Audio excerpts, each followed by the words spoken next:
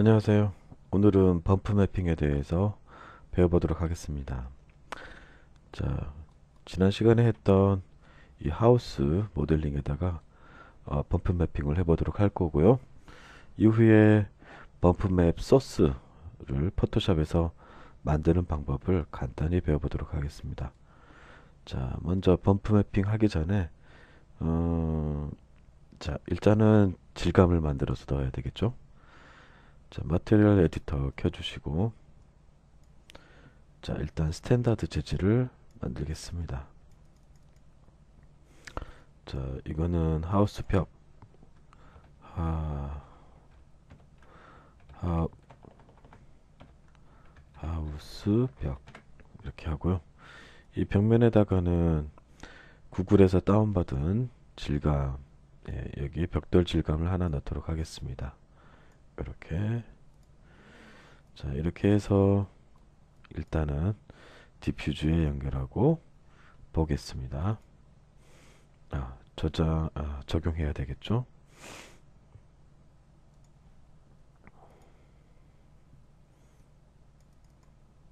질감 더블 클릭하고 벽면 오브젝트 선택하고 어사인, 또는 질감에서 마우스 오른쪽 버튼 눌러서 어사인 머터리얼 요거 선택해 주시면 됩니다.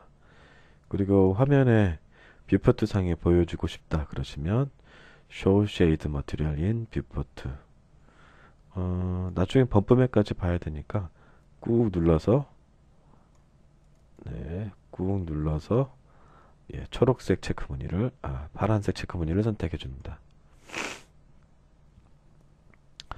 자, 이 상태에서 이 벽돌의 질감이 너무 크죠? 일단은 한 타일 두 배 이렇게 두 번 반복하도록 하겠습니다. 자, 이렇게 하면 이렇게 됐죠? 매핑이 됐습니다. 렌더링 걸어보고요. 네. 현재 이 벽돌 질감은 이렇게 밝고 어둡고 이 음영이 들어가 있는 상태이기 때문에 사실 얼핏 보면 범프맵에 들어가 있는 것처럼 보입니다. 그렇지만 실제로는 범프맵에 적용되어 있지는 않죠. 예. 그래서 범프맵을 한번 넣어 보도록 하겠습니다. 근데 이제 범프맵을 어떻게 넣느냐? 일반적으로는 여기에 사용했던 디퓨즈에 사용했던 이 맵 소스를 그대로 이용해서 범프맵에 적용하는 경우가 제일 흔한 방법입니다. 자, 이렇게 적용해 볼게요. 그리고 이렇게 하면 렌더링 한번 걸어 보겠습니다. 자세히 보시면 약간 튀어나오고 들어가고 음영이 살짝 들어간 표현이 된 느낌이 듭니다. 렌더링 들어가긴 들어갔는데 아까하고는 좀 다르게 어두운 부분이 좀 더 어둡고 밝은 부분은 좀 더 밝은 약간 그런 느낌이 좀 생기긴 했습니다. 하지만 뭐 그렇게 눈에 잘 띄지는 않습니다. 자, 그럼 좀 잘 뜨게 하기 위해서 어떻게 해야 되느냐? 디퓨즈 맵을 끊어버리면 됩니다. 네, 머티리얼 에디터에서 연결해 줬던 디퓨즈 컬러를 이렇게 꺼져 버리면 됩니다. 그리고 이렇게 보면은 이제 범프맵만 연결돼서 적용된 상태를 우리가 확인해 볼 수가 있죠. 렌더링 걸어 보시면 거의 비슷할 겁니다. 네, 이제 범프맵이 적용된 걸 확실히 알겠죠. 자, 그런데 조금 뭔가 이상할 거예요. 자, 뭐가 이상하냐? 좀 더 가까이 가서 보겠습니다. 보시면 여기가 오히려 더 돌출되어 보이죠. 물론 들어간 부분도 있습니다. 그렇지만 이런 부분들 보면 왠지 더 이 벽돌보다 더 튀어나와 보여요. 자, 왜 그런 현상이 생기느냐? 자, 이 이미지를 한번 좀 더 확대해서 보겠습니다. 보시면 어두운 이 벽돌과 벽돌 사이에 이 줄선들이 보이죠? 그런데 그 안에 보면 밝은 부분도 있지만 어두운 영역도 같이 보입니다. 그리고 밝은 부분은 이 줄선 부분에 오히려 더 밝은 부분이 있다라는 거죠. 이것은 빛이 이 안에 움푹 들어감에도 불구하고 그 부분을 그 안쪽 부분까지 이 빛이 비춰지기 때문에 그렇게 보이는 거죠. 따라서 사실 이 줄선 부분들은 사실 움푹 들어간 부분 맞아요. 그리고 이 벽돌만 튀어나온 게 맞습니다. 그래서 그냥 이 사진으로만 그대로 적용을 하게 되면 이렇게 들어가야 될 부분이 튀어나온 것처럼 표현될 그런 우려가 생긴다라는 거죠.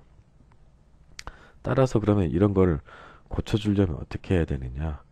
예, 포토샵에서 편집을 좀 해야 됩니다. 이 상태로 그대로 써주면 얼핏 보면은 약간 튀어나온 이게 뭐 벽돌의 느낌이 나긴 하지만 좀 더 이 가장자리 부분이 좀 더 깊이 들어가게끔 우리가 포토샵에서 이미지 리터칭을 해서 훨씬 더 범프맵의 효과를 잘 드러낼 수 있거든요. 자, 그래서 포토샵으로 한번 가보겠습니다. 자, 포토샵에서 자, 이 이미지를 던져 놓겠습니다. 그리고 이 이미지는 흑백 이미지로 바꿔줄 겁니다. 어차피 3D Max에서 범프맵은 흑백으로만 인식합니다. 물론 우리가 아까 칼라를 연결하긴 했지만 연결한다 하더라도 3D Max에서는 흑백으로 자동으로 변환해서 인식하게 되는 거죠. 그래서 어차피 흑백으로 인식할 거기 때문에 이거를 흑백으로 바꿔줄 필요가 있겠죠. Desaturation. 네, 이런 식으로. 자, 그리고 나서 이제 이미지 편집을 할 건데요. 좀 더 가까이 가 보겠습니다. 가까이 가서 벽돌 외의 나머지 부분들을 브러쉬로 어두운 부분을 선택해서 좀 더 브러쉬 사이즈를 작게 할게요. 요렇게 들어가야 될 부분들을 어둡게 그려주시기만 하면 됩니다. 그 외에 이 벽돌 부분은 손 대면 안 되겠죠?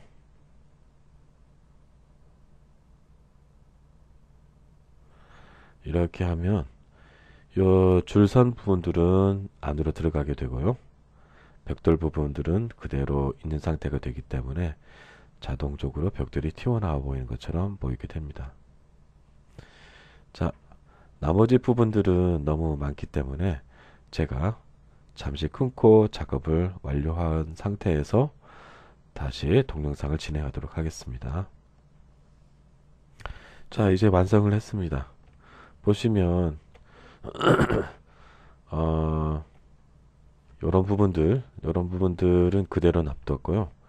요 안쪽에 있는 이 줄선 부분들만 어둡게 색깔을 칠했습니다. 그렇게 해서 밝고 어두운 부분을 명확히 구분을 지어놨죠. 자, 이 상태로 이제 저장을 해서 맥스에 적용해 보도록 하겠습니다. 자, 최종적으로 완성한 파일은 바로 이 파일이거든요. 자, 그걸 다시 불러 보도록 하겠습니다.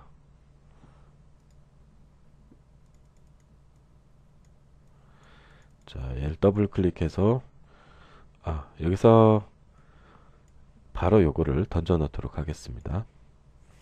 범프맵을 따로 만들었으니 이 상태 그대로 요거를 연결하도록 하겠습니다. 일단은 자, 그 상태에서 한번 보도록 해볼게요.